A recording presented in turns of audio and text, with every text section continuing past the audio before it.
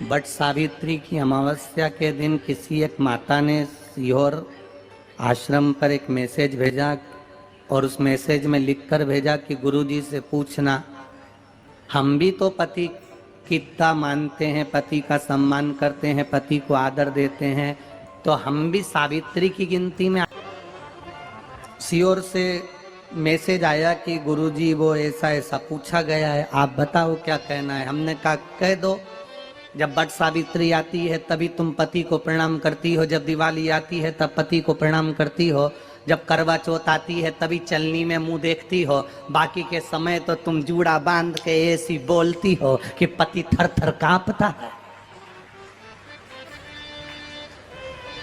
16 श्रृंगार में नारी के हाथ की चूड़ी का कलर अलग हो सकता है, चूड़ी की डिजाइन अलग हो सकती है, चूड़ी अलग हो सकती है, चूड़ी महंगी सस्ती हो सकती है, मंगलसूत्र की कीमत ऊंची नीची हो सकती है, पांव की बिछुड़ी की कीमत ऊंची नीची हो सकती है, कान के कुंडल की कीमत ऊंची नीची हो सकती है। तुम्हारे शरीर पर जितने जितने 16 श्रृंगार हैं उसकी कीमत ऊंची नीची हो सकती है। केवल मंगलसूत्र की डिजाइन बदल सकती है, नाक की लौंग की डिजाइन बदल सकती है, कान के बुंदे की डिजाइन बदल सकती है, हाथ की चूड़ी की डिजाइन बदल सकती है, पांव की पायल की डिजाइन बदल सकती है। केवल नारी के 16 श्रृंगार में एक श्रृंगार ऐसा है जिसकी कीमत जो पहले थी वही कीमत आज तक है और उसकी डिजाइन आज तक नहीं बदली। वो मांग का सिंदूर है, एक जैसी डिजाइन है और एक जैसी कीमत है। सारे श्रृंगार की कीमत अलग है, पर मांग में जो सिंदूर डाला जाता है वो एक कीमत का होता है, एक डिजाइन का होता है और एक जैसा होता है, और वो सबसे भारी होता है। सावित्री यमराज से कह रही है मेरे पति को छोड़ दो। यमराज कह रहा है सावित्री तेरा पति मर चुका है, मांग के सिंदूर को पोंछ दे। सावित्री कहती है पूरा श्रृंगार उतार दूंगी पर मांग का सिंदूर नहीं पूछने दूंगी। तब यमराज ने कहा जब तक तू मेरे मांग का अपनी मांग का सिंदूर नहीं उतारती तब तक तू मेरे पास नहीं आ सकती।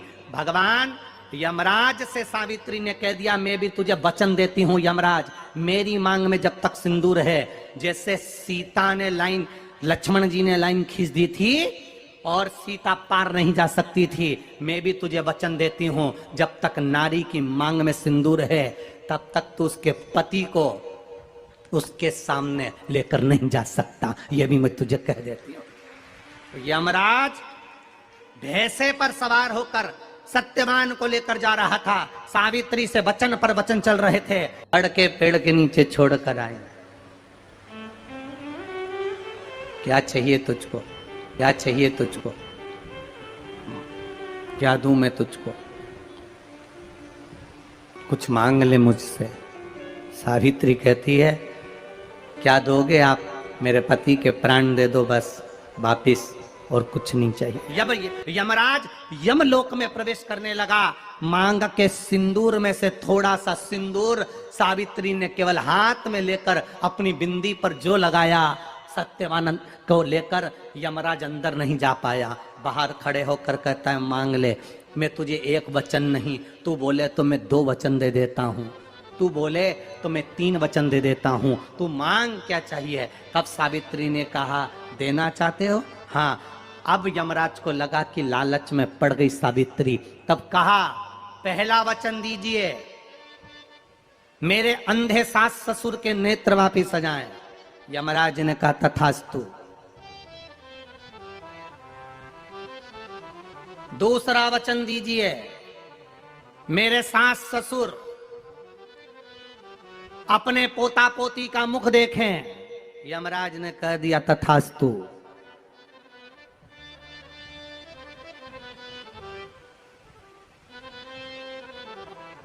जाओ।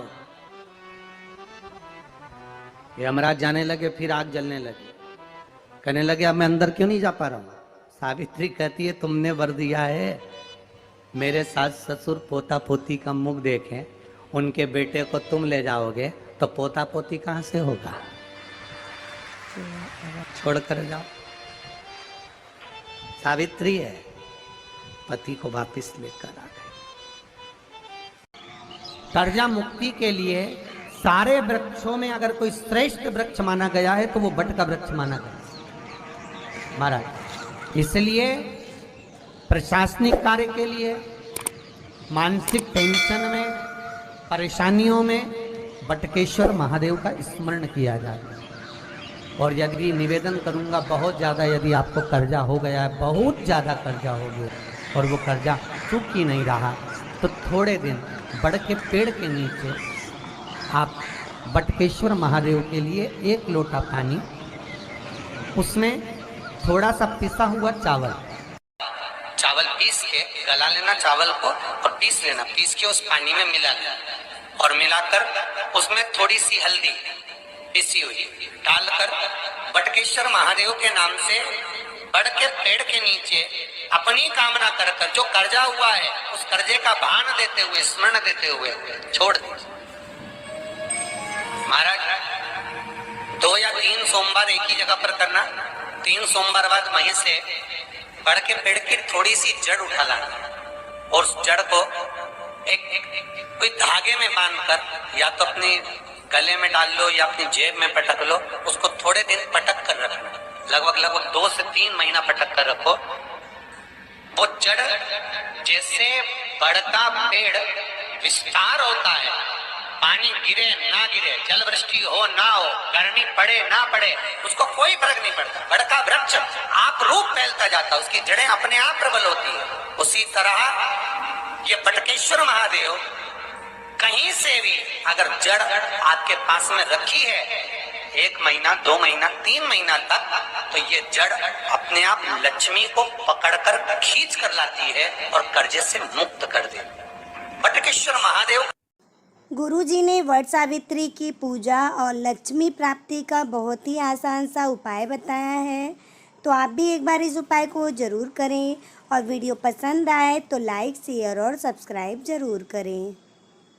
ओम नमः शिवाय, ओम नमः शिवाय। दोस्तों, गुरुजी का वट सावित्री वाला उपाय आप लोग को कैसा लगा कमेंट करके बताइएगा। वीडियो को ज़्यादा शेयर करना, चैनल को सब्सक्राइब करना न भूलें। मिलते हैं अगले वीडियो में। हर हर महादेव।